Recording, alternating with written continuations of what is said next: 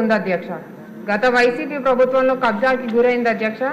ఈ ఉప్పు చెరువు సాగునీటికి మంచినీటికి అవసరాలకు ఈ కోన గ్రామ ప్రజలందరికీ కూడా ఉపయోగపడుతుంది అధ్యక్ష.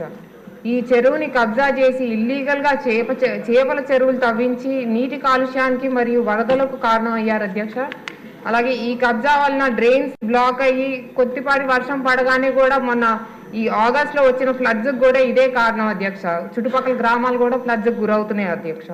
వాటిని తొందరగా ఈ కబ్జా దారుల నుండి విడిపించి మళ్ళీ ప్రజా అవసరాలకు ఉపయోగపడేటట్టుగా చేయాలని గౌరవ మంత్రి గారిని కోరుతున్నాను అధ్యక్ష. ధన్యవాదాలు. ఇప్పుడు మన రెవెన్యూ మినిస్టర్ గారు ప్రవేశపెట్టే బిల్లుకి నెక్స్ట్ బిల్లు హోమ్ మినిస్టర్ గారు ప్రవేశపెడతారు. ఈ రెండు బిల్లు మీద కూడా సమాధానం ఎవరిస్తారంటే ముఖ్యమంత్రి గారు వచ్చిస్తారు.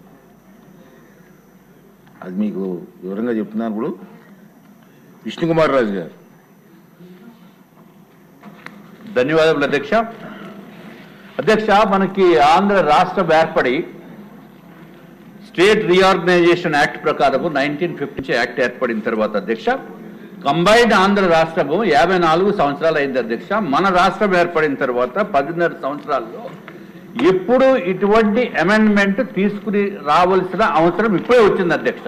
దానికి కారణం 5 సంవత్సరాల దుర్మార్గపు పరిపాలన అధ్యక్ష. ఈ 5 సంవత్సరాల కాలంలో అధ్యక్ష వైఎస్ఆర్సీపీ నేతలు కానీ ప్రభుత్వం కూడా దోపిడీ చేసింది అధ్యక్ష. ఊరికి ఎగ్జాంపుల్ నేను ఎక్కువ టైం తీసుకున్నాను అధ్యక్ష, మీరు బెల్ కొట్టుకుంటానే క్లోజ్ చేస్తాను. అంటే ఈ ల్యాండ్ గ్రాబింగ్లు ఎన్ని రకాలు ఉన్నాయనేది మీకు కూడా తెలుసు అధ్యక్ష. మంత్రివర్యులు కూడా అడిగాను ఇప్పుడే అధ్యక్ష. ఏంటంటే ఈ యాక్ట్ ఇప్పటి నుంచి వస్తుందా లేకపోతే 5 years బ్యాక్ నుంచి వస్తుందా 10 years బ్యాక్ నుంచి వస్తుందా అనేది మంత్రివర్యులు కొంచెం సమాధానం చెప్తారని ఆశిస్తున్నాను అధ్యక్ష.